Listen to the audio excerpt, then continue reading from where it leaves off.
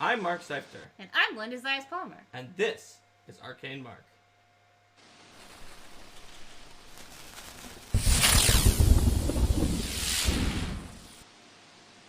All right.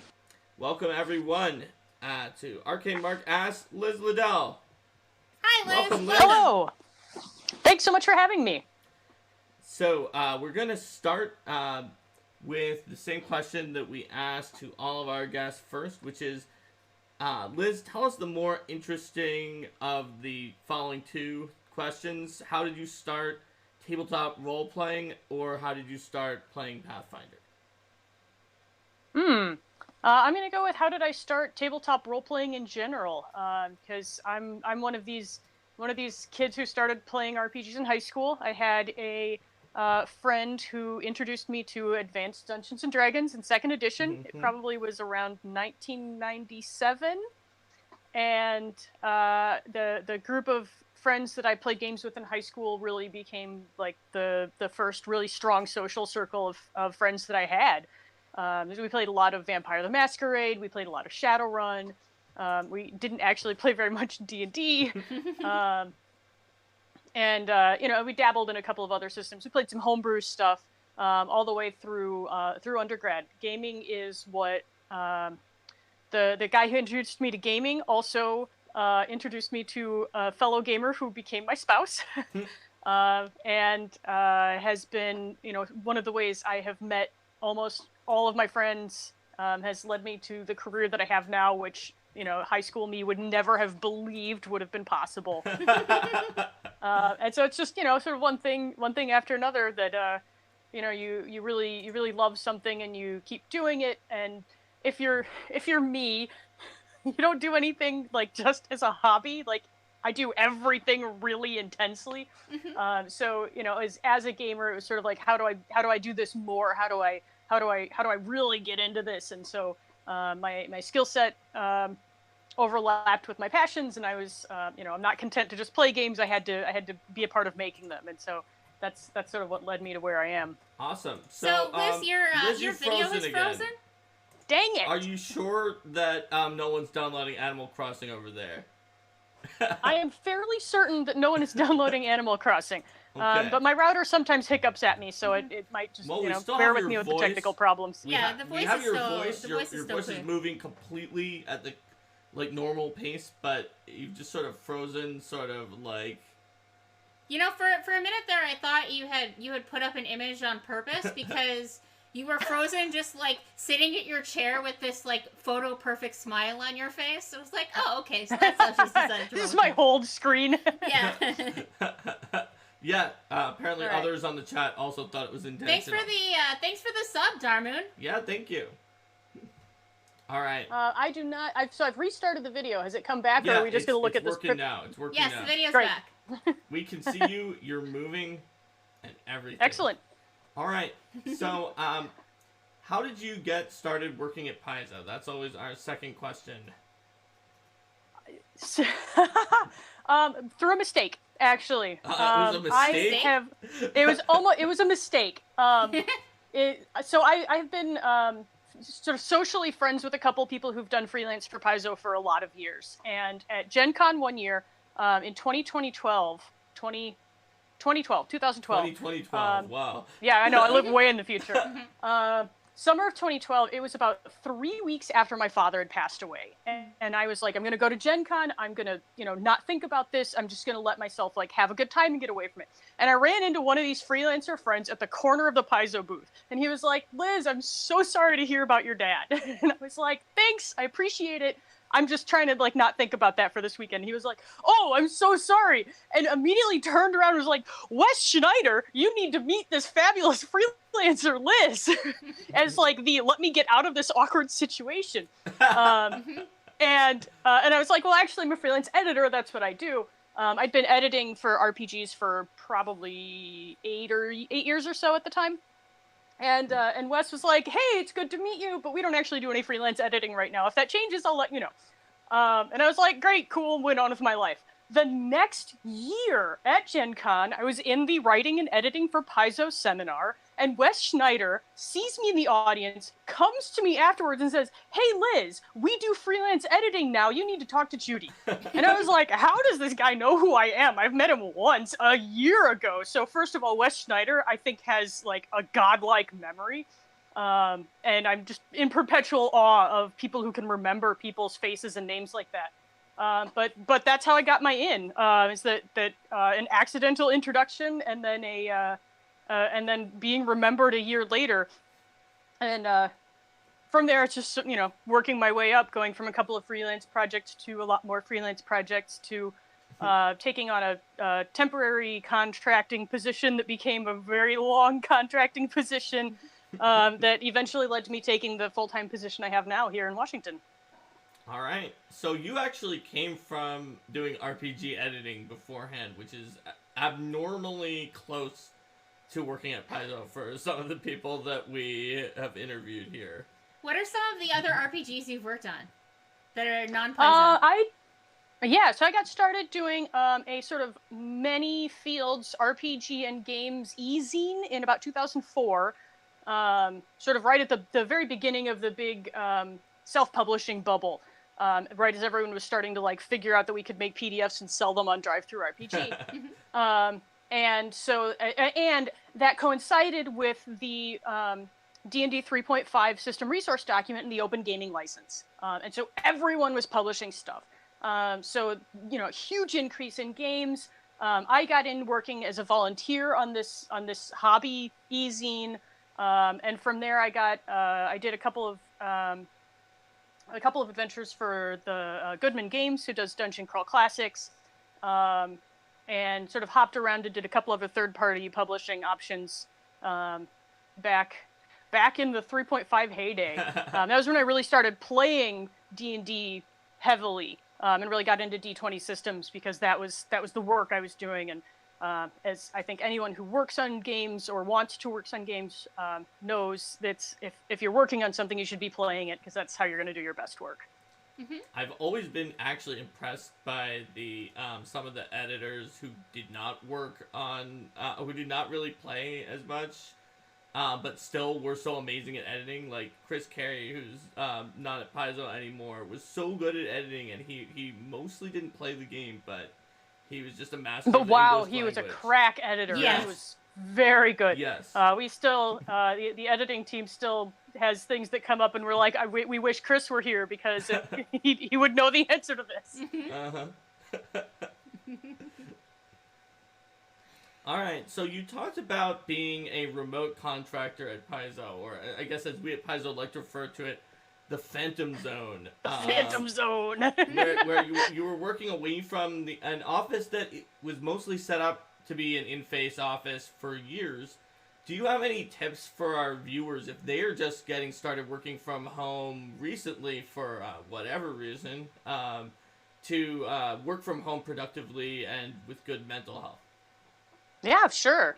So the first 2.5 years that I worked for Paizo, I was living in Ohio, and I was one of 2 people who were working full-time, not from the Paizo office. And so it taught me a lot about how to stay motivated and do good work, but also how to keep myself sane and deal with a lot of the side effects of like the fact that you're in a room by yourself all day. And so, really one of the biggest things I learned from that, and that has been helping me since in the last couple of weeks since we've all been working from home, is that just because you're still in your house, it's still a job. You're still working, and you need to treat it like working. So all of the things that you would do before you go into the office, you're going to take your shower, you're going to get dressed, you're going to eat breakfast, you're going to have a cup of tea or a cup of coffee. You're going to physically go somewhere to do work. And when you're in that space, you're going to be in a workspace, which is where you work. As much of that as you can preserve when working from home, do it. So set your alarm clock, get up, take a shower, eat breakfast, get dressed. I know we all are like, woo, we get to work in pajamas. But I wear the same clothes working from home that I do from the office every single day, because it helps me get into the workspace when I don't actually have a separate workspace. That's this right, is my, everybody. This is my desk. Liz wears pajamas at work. That's what she's saying. I mean, I would put on a very comfortable clothes, but Liz does not actually wear pajamas at work. Yeah, not really. No. They're not actually pajamas. They're just very comfortable pants. But yeah, and so then when you sort of, when you're working from home, you can't, you're not going to drive to work. You're not going to walk to work. But you can do things to sort of trick your brain into that same transition. So since my office now is in my bedroom, I make my bed so that so it's put away and it's not, they're tempting me to go lay down. It's a different space. This piano, which is sort of my after hours hobby project for the time being, gets folded up and put to the side so that when I'm here for work, this is a workspace. And then it's, I do the same things here that I would do at work. I have music playing. I have our office chat app open so that I'm seeing people, where people are and what they're doing. I'm putting my mind on work. I'm turning off all of the notifications for personal things. I don't have my personal email open. I try to avoid Twitter, although we have some obligations to socialize and brand build on social media, so that gets a little blurry. But everything that it comes down to is still maintain those practices. And then the big flip side of it is all of the things that you do to separate your work from your home, you need to do to separate your home from your work. So keep that same work schedule and don't let your work kind of spread out just because it's in your house, because it's really easy to be like, oh, I could go home, but I'm already home, so I guess I'm just going to keep working on this thing. And, I just finished dinner and I don't want to watch anything on TV, so let me just go work some more. And then suddenly your work is your entire life and you're drowning in it. And that's a huge recipe for burnout. All right. Well, you mentioned partway through there that you're building a piano. Can you talk a little bit more about that? I'm not building it. I'm relearning how to play it. You're relearning how to play so I have, it. Okay. Yeah, I have 2 degrees in music. That's actually my formal education is degrees in performance. But my performance degrees are in the bassoon, and most of my performance career has been in Baroque and Renaissance recorder. And so I actually have not played a piano since my undergrad keyboarding skills class 20 years ago. But over this past summer, when I moved out to Redmond, I have joined a rock band. Oh, and that's awesome. Recorders are not a good fit for a rock band at all. So we spent several weeks trying to figure out what to do with me. And eventually I just said, fine, somebody bring me a keyboard. I know the theory. I have the basic keyboarding skills. I'll figure it out. And I've been super loving it. It's the instrument that I let myself be not serious about. So I have been learning tons of video game music and all of the pop songs that I would be embarrassed to admit to my classically trained colleagues that I'm interested in learning. But yeah, you know what? This is the instrument that's for fun for me, and so I've been having a great time. My biggest one right now is the score for Hollow Knight. Oh yeah, which is a beautiful score with a lot of piano in it. And it is very much like the game in that it is beautiful, looks really easy, and is crazy hard. So it's been a really good exercise for me in relearning this skill set. What's the name of your band? band? I'm not building a piano. It is well and already built. All right. Linda asks, what's the name of your band? What? Oh, we just named ourselves. So this band arose out of a group of people who who came together to play the live score for a live stage production of Star Wars in the Park that's performed here in Seattle every summer. And so for that, we were Luke's right-hand band, and but we didn't want to use that name for the whole band because that is for this production. Yeah. So we just settled on a name for ourselves. The name is Shields Down. So sort of speaking to our roots as a sci-fi organization, but kind of speaking to we're here kind of getting outside of our comfort zone and doing things that we're not necessarily used to. Being a little vulnerable. So are you writing your own music? Yeah, we are. It's been a fascinating experience. The training I have is very much on the page, classical theory, scores, and notation. And this is like someone will lay down a chord progression on a guitar and be like, "Yeah, jam out to this for a while," and I'm like, "Oh." So it's been interesting. I've had to learn like whole new ways to write down music and notate things, and it's been wild. It's pretty cool. So, I mean, rock music, it sounds really different from sort of medieval music. Is there still inspiration that you draw from your classical training? There is. A big part of it is actually just comes down to just classical theory, chord progressions, and how things are put together harmonically, especially since I'm working on the piano and I have 10 fingers. I can play 10 notes at once. I need to know how those notes fit together. But another part of it is that in early music, there's a lot of improvisation, a lot of off-the-cuff ornamentation of a very simple melody. And that's something we're doing a lot of. We'll take a really simple chord progression or a really simple melody and kind of jazz it up. Or as I think the phrase is, we jam out on it for a while. And I feel like Data, you know. All of these kids and their pop music terms. we say that we jam out to this particular music. We jam out on these, yeah. And early music has, especially in the Renaissance, before you get to the Baroque when things really kind of gelled, the Renaissance was going all kinds of different ways musically. And there's some really wild stuff, especially rhythmically, that is really brings a lot of a fresh take to the sort of standard rock rhythms that you come to expect from popular music. So I feel like it's been really fun to bring that to the table and see how it works.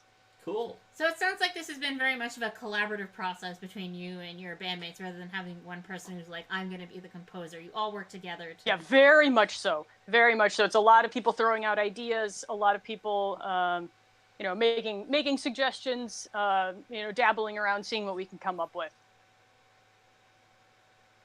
Very cool. So, what other sorts of performances have you done, like particularly with the bassoon and things like that? So when I moved, one of the hardest things for me about moving out here to Washington has been that for the last 10 years I'd been playing with a group in Columbus, Ohio, where I used to live, and that group had a 40-year history of playing early music in Central Ohio, and a wealth of instruments, and just like, I mean, we talk about your musical family. They were my family, and so moving here, I had to leave that behind. But so for the last 10 years, I've been performing as a part of this group called The Early Interval, and there are recordings of the group out on Spotify. I think maybe also YouTube, where I've done a little bit of everything. Early music is really fun because it's not as hyper specialized as modern music, and so most of my early music is on recorder. But I also play the early version of a bassoon. I play a string instrument called a viola da gamba that looks a lot like a cello. I play a little bit of hand percussion. We do a little bit of singing. And so playing a lot of the performing I've been doing for the last 10 years has been this really incredibly diverse span of different instruments, different styles of music, different from different time periods and different countries. It's just been really, really incredible. That's awesome. I'm let's see. Looks like I found the Early Interval website here. Just linking that. That's right. Alas, I have been removed from the website because I'm not part of the group anymore. Assuming the Early Interval in Columbus, Ohio, there's not another Early Interval classic. There is not another Early Interval. We're the only ones. So, so when you perform pieces from all sorts of different backgrounds and time periods and countries and things like that, would you guys usually have concerts that would have one specific theme, or would you mix and match? It really depends on the event. Usually we try to have some kind of consistent idea that we're working towards. But that idea could be something like the last concert I played in Ohio was for women composers. We were looking at music from 4 different phenomenal women composers whose music is really sort of understudied. And so, and I guess we're kind of looking at Italy for that as well. But then we also do a 12th night program every year. 12th night is when you hear the song, the 12 Days of Christmas, 12th night is the last one. And used to be in the medieval period and Renaissance period, it was a huge celebration. And so we would always do a 12th night concert. And so we would do a Spanish 12th night or a French 12th night. We did one year where we did cakes and ale, where we partnered with a local brewery to brew a 12th night ale that we were able to do a lot of co-promotion and concerts with. In fact, that's why I have all these coasters that are from that event. There you go, 12th night ale. 12th night ale. It was really good. So we try to have a theme just because when we talk about early music, we're talking about music that spans about 1300 to like 1700 or 1750. So you're talking about a huge time span and covering everything from like Eastern Europe to Northern Europe, Northern Africa, and then even some stuff from the New World. So as Spanish colonialists moved over to the New World, they took their music with them. And some of that music did really, really fascinating things because it was so isolated from the rest of the music in Europe at the time. So there's so much there that you kind of need to pick a line. Otherwise, you'd have a concert that doesn't really make a lot of sense. That makes sense. Yeah. That it doesn't make sense. It makes sense. It doesn't make sense. But otherwise, yeah. I mean, so when you look at sort of the pace of musical innovation in the past compared to modern times, is there a striking difference in the speed of innovation now compared to the past? Or that's a great question. I think maybe the biggest change we've seen now is is how easy it is to make music. You don't really need a formal education. You don't need to have formalized training on an instrument. You don't need to. You don't even know how to read music anymore. And I think that's great. It's really has taken down a lot of barriers for people to come out and come at things in a way that aren't beholden to these traditions that we've had for the last 800 years or so. And then because we also have the internet, it's so easy to share them. And so you can create things and share things with people instantly. So it's incredible. The amount of creativity and art that's being made in this field is just astounding. And access. Early music kind of saw a resurgence in the 1970s, that kind of hung out for a while, but didn't get a ton of attention until, but now because there's so many groups all over the country that suddenly we're all in touch with one another and we can all share things back and forth with each other. So there's a huge resurgence of it that we've seen just in the last 10 years. Again, because we've had this ability to share and this ability to have access to things that we haven't had before. But all of that being said, the underlying principles of music are still there. And so I think it's there, like, some things never change, even though everything around them has changed. So there's kind of the sense of stability and the sense of constancy that hasn't changed as much as you would think, given how much everything else around us is changing. That makes sense. I just lost my. I was so caught up in what you were saying that I lost my train of thought of what I was going to say.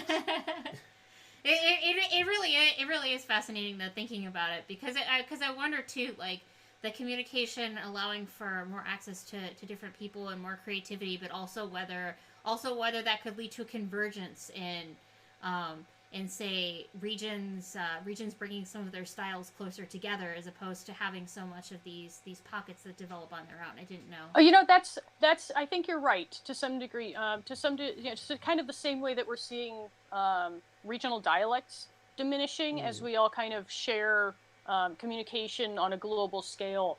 I think music has done. We're seeing some of the same things in music, in that we can kind of all do the same thing rather than developing independently. But just, kind of what you see on a global scale, you've got all of these cultures around the world who are developing music independently, until suddenly we started sailing across the world and blending them together.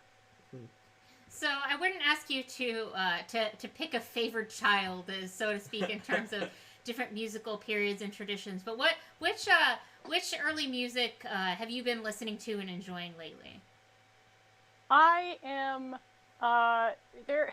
I do have a favorite. The composer Claudio Monteverdi, who is active in the very late 16th and very early 17th centuries, wrote a religious piece called the 1610 Vespers, and it's about 13 movements or so of just the most phenomenally beautiful music I've ever heard in my life.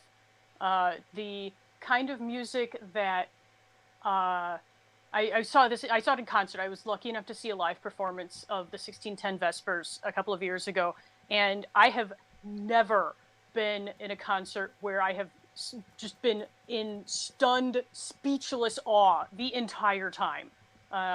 Just unbelievable. Secret confession, I often go to concerts and sometimes find my attention wandering by, as it's getting close to intermission or towards the second half. Like, that happens. But this concert was from the very first note to the last echoes of the last note. I was just in awe. And so since then I've kind of expanded out. But Claudio Monteverdi did a lot of really, really incredible music, and that time period is really one of my favorites. It's kind of towards the end of the Renaissance as we're moving toward Baroque styles, but we haven't quite gotten there yet. So there's really, really wild stuff happening, but absolutely just heart-shatteringly beautiful, beautiful music happening. So go check it out. You can find it on Spotify or YouTube or iTunes. It's all over the place. If you happen to find Apollo's Fire, that's the Cleveland, Ohio-based orchestra that I heard. They do a great recording of it. Cool. Awesome. I will toss that into the chat. Apollo's Fire, 1610 Vespers. Awesome. I will definitely be checking that out after the show.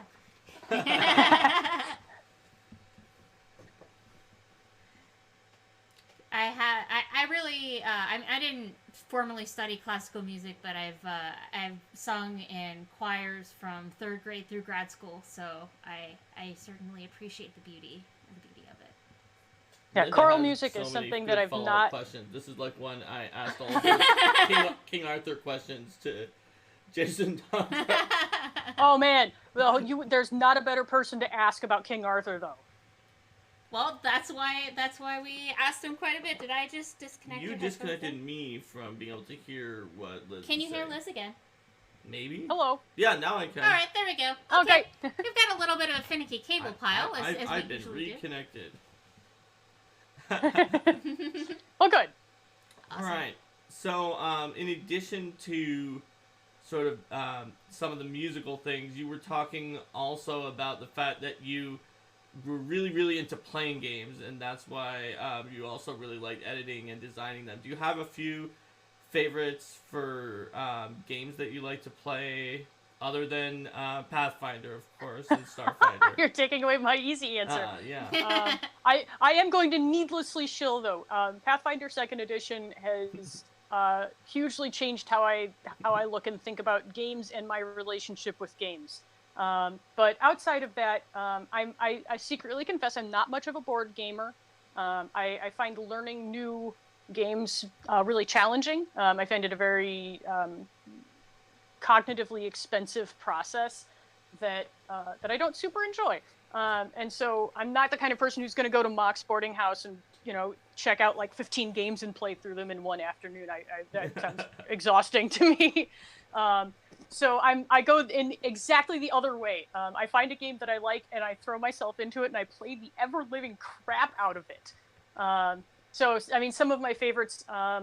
When I was in graduate school, I got a Nintendo GameCube, and I played every Legend of Zelda game that had been released up until that date. That was shortly after Wind Waker came out. So I played. There were like 5 console games and a couple of Game Boy games, and I played through all of them. And I have played through everyone that's come out since, with the exception of Spirit Tracks, which I started and I didn't enjoy, so I actually quit it. I was going to ask if you played through Spirit Tracks, actually. Yeah, it was the one game that's like so. But Linda, you played Spirit Tracks. I did play through all the Spirit Tracks, but Spirit Tracks. We haven't played Skyward Sword. It's a quirky one. Because of. I like Skyward Sword. I think Skyward Sword. Console it's on that we do not have. Yeah. We finally got a Wii, and so we played Skyward Sword, and I think Skyward Sword was my favorite in terms of control mechanics. It did it made use of the Wii remotes in the way that Twilight Princess had wanted to, but wasn't really able. It didn't really have the technology to do. Also, Liz, you frozen in like exactly the same position that you froze in before. Well, let's see what we can do about that. Have I unfrozen? No, now you're frozen in a different position. Now your eyes are closed and you're frozen. Well, let's try it again. 3rd time's the charm? It moved a little and then it stopped again. Froze again. Oh, well. Let's see. We can keep trying until we get another good picture and then we can just leave it there. Yeah, there we go. That's always a possibility. Well, it's moving now. It's moving. Yeah, there we go. Okay, all right, great. Cool. There we go. So, what did you think of? What did you think of Breath of the Wild? I was really, really slow to start playing Breath of the Wild. I think it probably was out for almost 3 years before I started playing it. And I finally I'm also very slow to buy new systems, so I didn't own a Switch until like 4 months ago. So my good friend would bring her Switch to my house and hook it up to the TV and make me play it. And this was our habit for months. A couple nights every week, she would bring over the Switch and I would play Breath of the Wild. And then we ended up not living next to each other for a while, for about a year. And then I moved out here, and she actually moved with us. She's my roommate now. So one of the things that I got to do when I moved here was actually finish my Breath of the Wild game, which is great. I enjoyed it a lot more than I thought I would, given the things people were saying they liked about it. The sorts of things that people were saying they really enjoyed aren't things I typically enjoy in a game. And so I really went in kind of apprehensively and not sure I was going to like it. But I ended up putting 180 or 200 hours into it, so it turned out okay. I guess you liked it. I have a confession to make, which is that I kind of stopped playing Breath of the Wild because I just felt there was so much time in between when I did something interesting and the next time I did something interesting that I was just randomly wandering around doing nothing. And I'm also pretty obsessive in finding everything, and I felt like I didn't find a huge percentage of things, and that if I wanted to, I would have had to spend even 5 times as long as I did spend. And that I had already... sort of wandering around. Right, and I already felt that I spent way too long in between when I was doing something fun and when I was just feeling like, I'm just kind of wandering around in this area. Yeah, I can see that being a real risk of the game, and I was kind of worried that's what was going to happen to me, but something about it I really latched onto and found really quite enjoyable.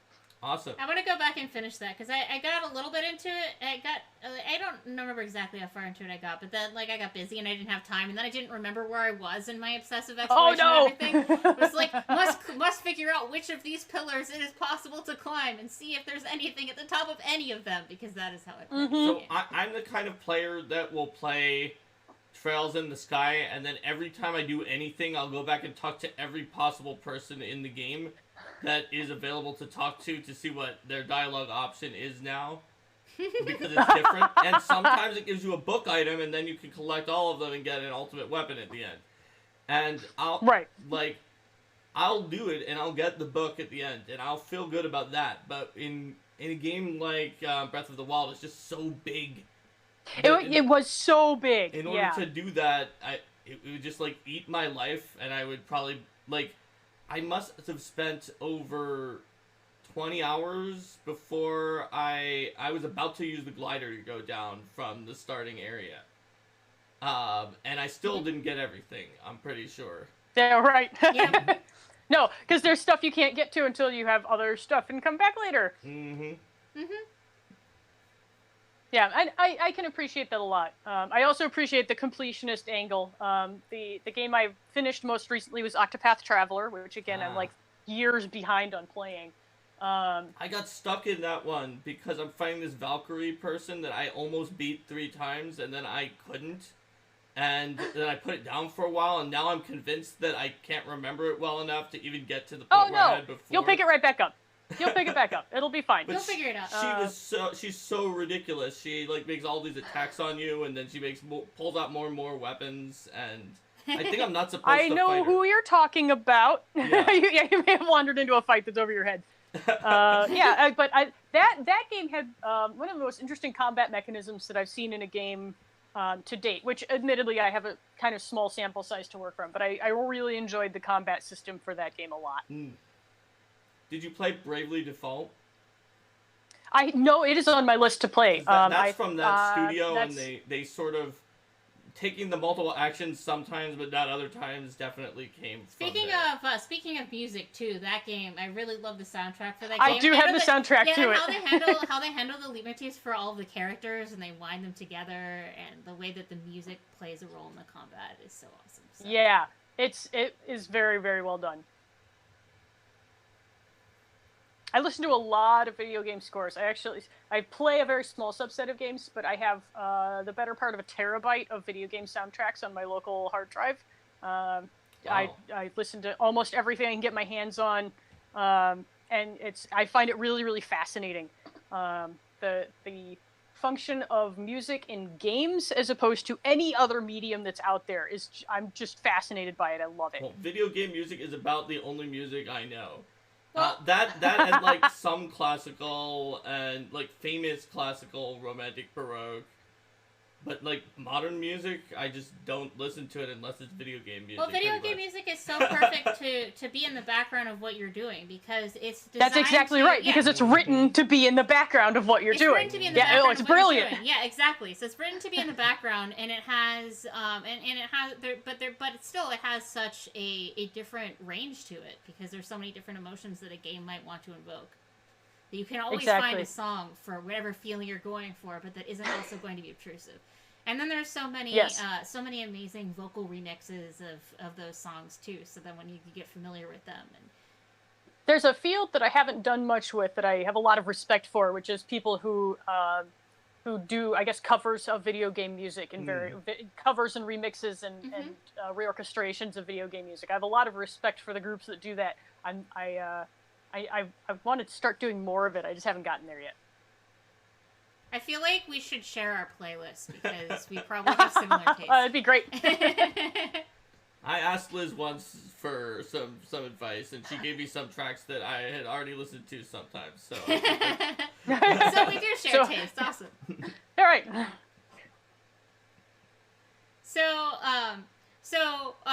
I did want to go back to one thing when you were saying, well, Mark, you're not letting me give the easy answer to this because working on second edition has transformed the way that I think about games, and I wanted to follow up on that. So how has it transformed your experience of games?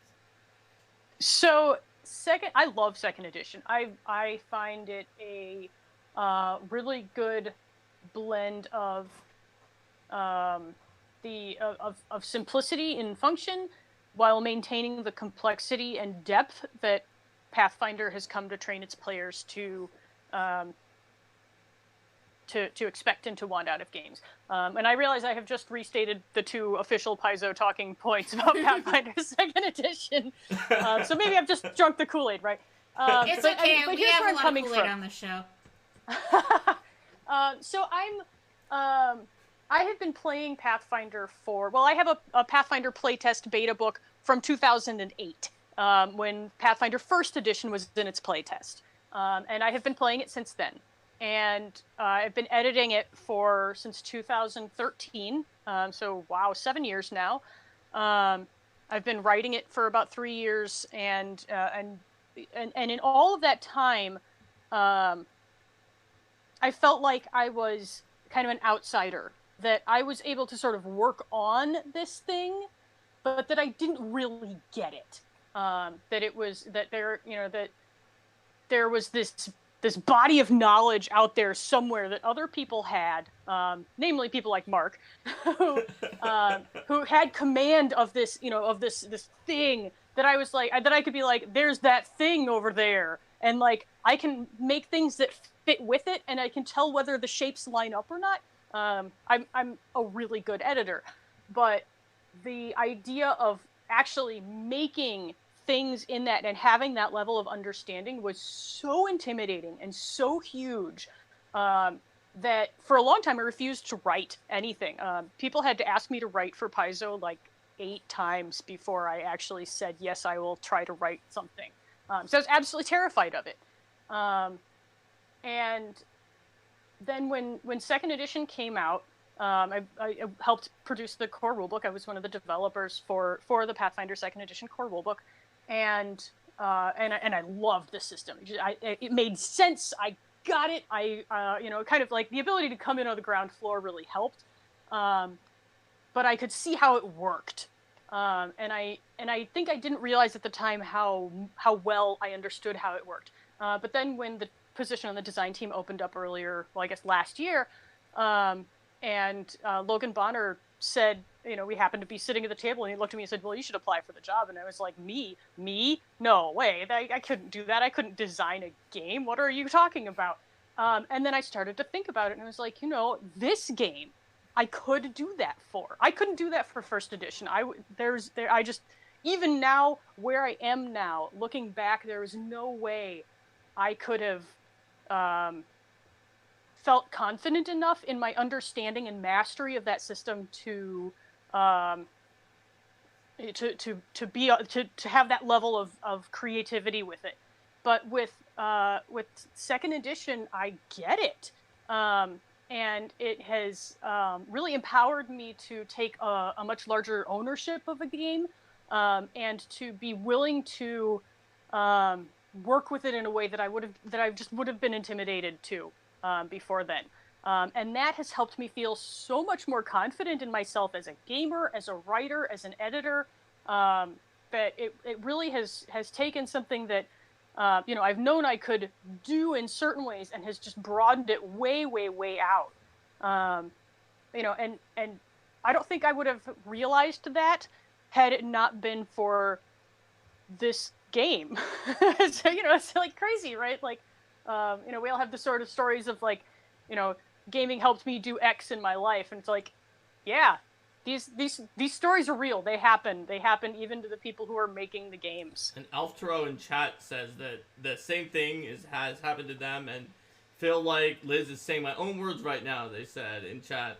So, like, it's definitely absolutely something that I'm very proud of about second edition, because that was a problem with first edition. Like, we didn't want to have a game that someone as amazingly talented and creative as Liz did not feel confident at being able to design for, and that people think they would have to be me with running ridiculous math and all sorts of encyclopedic knowledge of crazy things in the background, or else they couldn't design for it. But with second edition, we're hoping that Alftero and anyone else out there who's watching this, that you also feel like you can design for it for your own game without everything falling apart.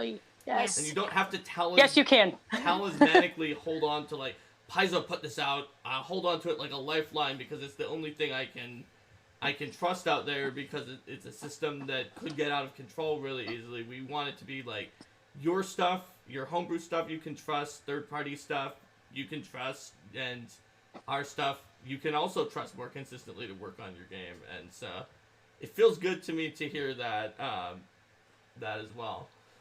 Yeah, the ability to sort of put these tools into players' hands is really awesome. I'm also really glad to see people using the Game Mastery Guide for the same reason, and I'm glad that toolbox is out for people to be able to dive into and use right now.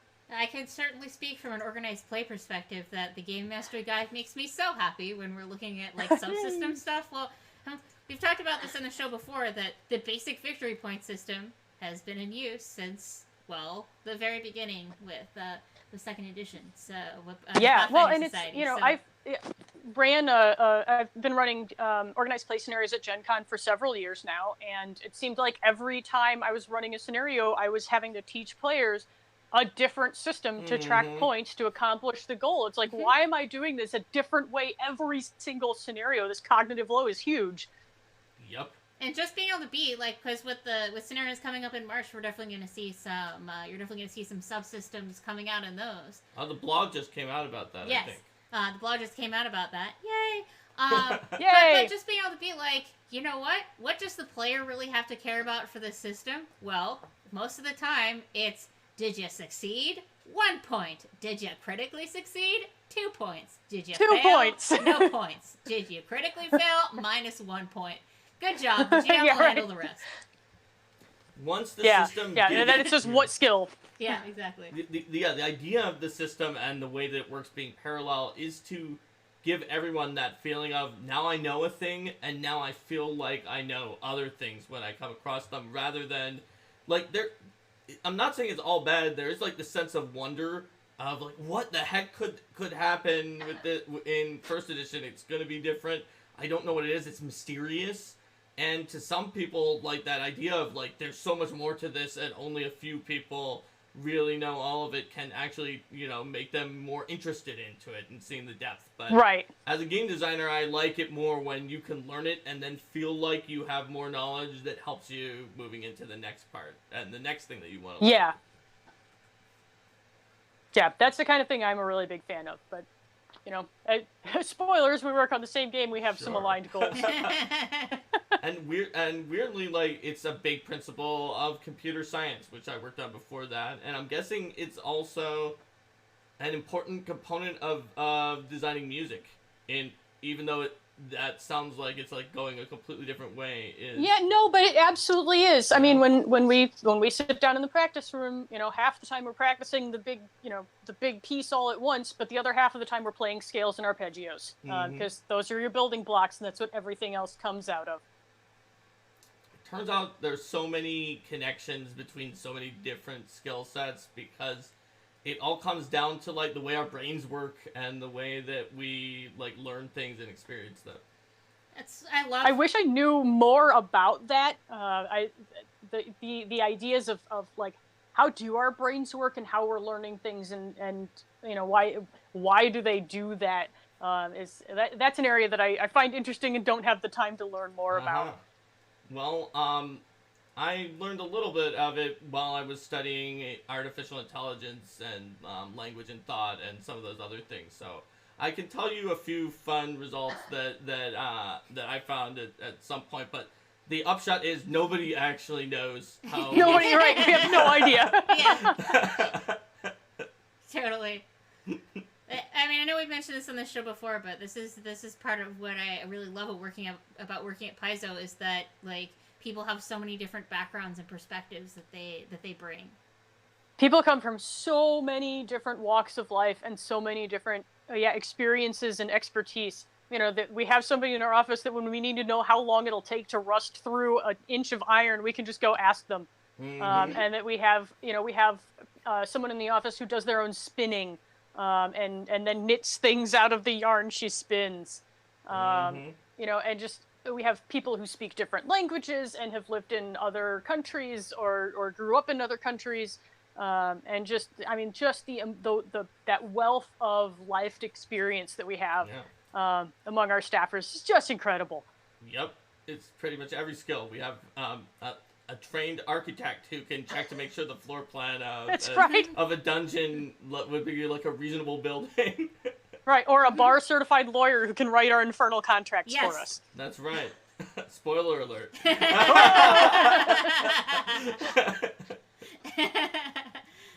Read the fine print. Yeah, but Always read the fine print. But it totally happens though. You know, you can just ask in a wide chat and be like, "Does anyone have experience with this thing?" And then someone will be like, "Oh yeah, you know, I have experience with that thing. Yeah, I totally. Turns out I have a degree in that. I have a degree Whatever. in that thing." Or like, "Oh yeah, you know, I lived for 10 years in this country, or I studied this thing," or like. Yes, or it's like, yes, of course I know how to survive in the wild. Yes, of course I know how to... I just got back from doing it for 2 years. There you go. Oh, you want to know about photography? I can tell you about that. Oh, you're right. I just found out that we have a coworker who walked the entire Appalachian Trail. Like, he through-walked the whole thing from one end to the other over the course of, like, 3 or 4 or 5 months or something. It was just incredible. Yeah, people have done a lot of stuff.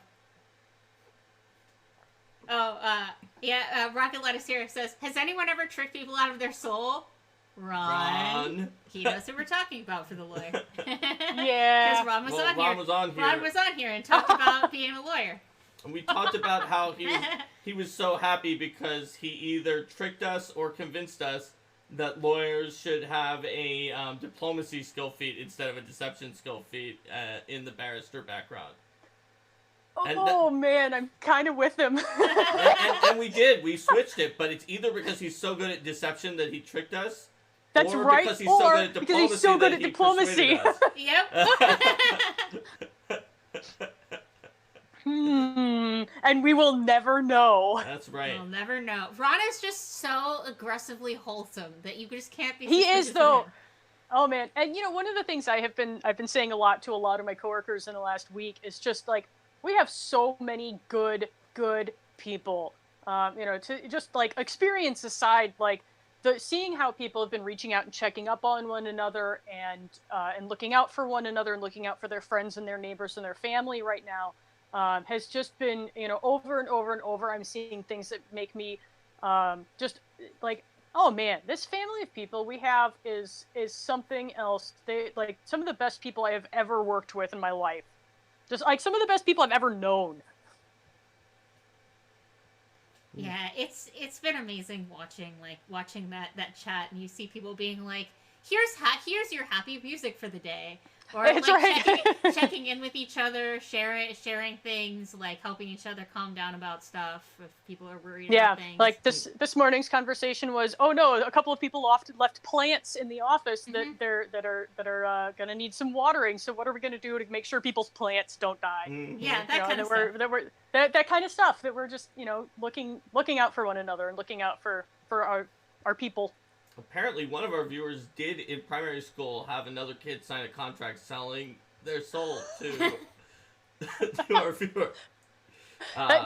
Is that legally binding? I don't know. I'm pretty sure it's isn't not. age of legal consent like 18? You have to, I think be so. 18 to sign a No, actually, I know that because I started college at 17 and I couldn't sign any of my own paperwork, and it was a pain in the butt.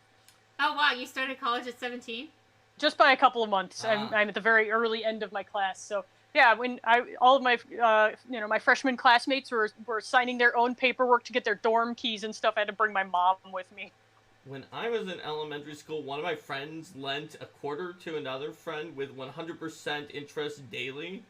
So it doubled every day because the kid was like, I'll pay you back. He's like, you're really untrustworthy. You're not going to pay me back. Okay. And he signed a contract. So, like, if that was actually legally valid, I think he would owe Oh my god, how much money would he have been at now? I think he would owe, like, more dollars than the number of atoms in the universe. Yeah, I by was a going to say... significant amount.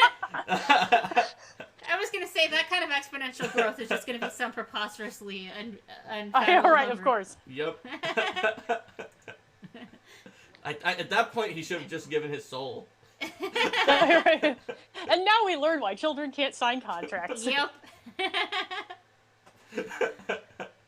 Rocket Lattice is wondering, is it infernal law that it's only the age of consent is 18, or can you, in infernal law, have consent as early as you want?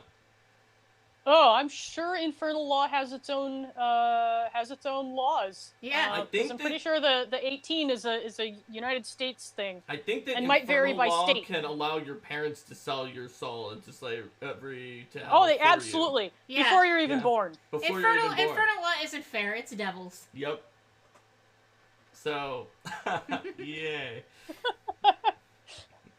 So I know we linked a little before your. I'm gonna put a squirrel on here for the LyzLiddell.com, the page for learning more about Lyz Liddell. I want to check in here. So you talked about. You also talked about teaching music on this page. I do. I don't teach a lot. My degrees are in performance rather than pedagogy. So I've taught music appreciation for a local liberal arts college. I've done a little bit of teaching at a local community college. I have taught some lessons. I am theoretically willing to teach lessons, but maybe not right now because it's not a good time. But if you're real excited about learning more about the recorder, we could probably set something up. And you also talked about writing academic and instructional materials too, in addition to tabletop. So in my last career, I was a professional atheist, and one of the things that I did was a lot of work in the interfaith community. I did a lot of work with the Interfaith Youth Corps. I did some work with the White House Departments of Education's interfaith programming, and as a part of that, the role I played was bringing the atheist and humanist perspective to the interfaith table, because when you're talking about this kind of forum that's intended to bring people from all worldviews together, there's a surprisingly large number of those people who say, well, atheists aren't a faith, so they can't be part of interfaith. So I've been very passionate that if there's that forum to bring worldviews together, that atheism has to be part of that. There's just too big a population group of atheists in the United States and in the world to push them out of those conversations. Yeah. Those conversations need to account for humanism and atheism. And so as part of that, I did a fair amount of writing, and one of them ended up being part of a textbook for student affairs professionals on how to address interfaith issues, and sort of the state of atheism in interfaith settings. It's been a couple of years. It's probably been 4 years now since I wrote that, but it came out just last year and is being used in student affairs education programs to help sort of as a resource manual for educators and student affairs professionals who are looking to better understand the current state of student affairs and interfaith on a college campus environment. Awesome. Now they're saying that we should have a live stream where Liz teaches Linda how to play the recorder. I thought about offering a session at PaizoCon of a really limited group of come play recorder and find some fun consort pieces, because I have enough recorders for everybody, and I never got around to proposing it. So we'll see how PaizoCon shakes out this year. If we have time and I'm not ridiculously busy, I might still be able to slip it onto the schedule. That's right. And I know Lisa made an update today that said that the Washington state government is currently prohibiting gatherings of 50 or more people, but the time frame does not yet reach the announced dates of PaizoCon. And if the gathering ban or other concerns suggest things, then Lisa will inform the community as soon as we can. So any of those updates will happen as soon as anybody finds out. Yes. As soon as we know. Yeah. These are weird times. Yes. I haven't touched a recorder since the third grade recorder concepts we were playing. Third and fourth grade recorder. Yep. Yeah, third grade. Yep. Oh, you guys actually played Amazing Grace. We played Mary Had a Little Lamb. Hot Cross Buns is the all-time favorite. No, my school was religious. We played Amazing Grace. Oh, fair enough. Oh, that's fair. I get music teachers coming up to me after concerts saying, "I teach recorder to fourth graders, and I never knew the recorder could sound that good." It's I'm sorry, but also aren't you playing? Aren't you getting recordings to play for your students so they know what this sounds like? I'm sort of baffled when I hear that. My school also did a thing where in kindergarten they tried to teach us some basic violin, so you can also imagine what that must have sounded like. Whoa. kindergartners. Suzuki violin teachers are Yes, brave. kindergarten. I mean, Suzuki starts so young. I just like, wow, I can't even imagine. I should clarify if anybody comes looking at me for music lessons, adults only. Like, yikes. I don't do well with children. I do remember it being fun, but God, it must have sounded terrible. I have a lot of respect for music educators. That is a phenomenally challenging field of work. BAGA. Yes. My hat's off to all of you. All right. Hello, Archives of Death is Cow. You've come in near to the end of the interview. Yes, because looking at the time, we have been on for an hour, which is as long as we usually keep folks. So I did want to check with you, Liz. Were there other things you wanted to talk about while we're here? I mean, stay safe, everybody. It's weird times we're living in. It's a really good time to reach out to your friends, reach out to your family, reach out to people, and let them know you care about them. Be good people. Considering Warlock is wondering if you have any favorite books on game design. Ooh, favorite books on game design. I don't, and I should. I kind of came at game design so sideways that I don't have the typical path of like learning about game design and then getting into it. I sort of learned about game design when I was doing something else and then chunked over. The person you should look to for that, though, is probably Joe Pacini, who is remarkably well-read and would probably have recommendations. He's the Starfinder lead designer at Paizo, and you can find him on Twitter and probably other social media. But he would probably have some great recommendations for you. We'll probably have him on at some point. I've asked him a few times, and he's like, ask me again in 3 months. I'm still too busy. Oh, no! Tear. Yep. And I know Joe asked all the designers for their book recommendations, so he probably now has assimilated them all, like the board. I'm sure he has, because he is also an amazing person. I mean, he'll be a great person to ask for board game recommendations too, for sure. Also, yep. Yep. All right. So, if that's it, let's say goodbye to YouTube. Goodbye, YouTube. Bye, YouTube. Bye, YouTube. See you next time.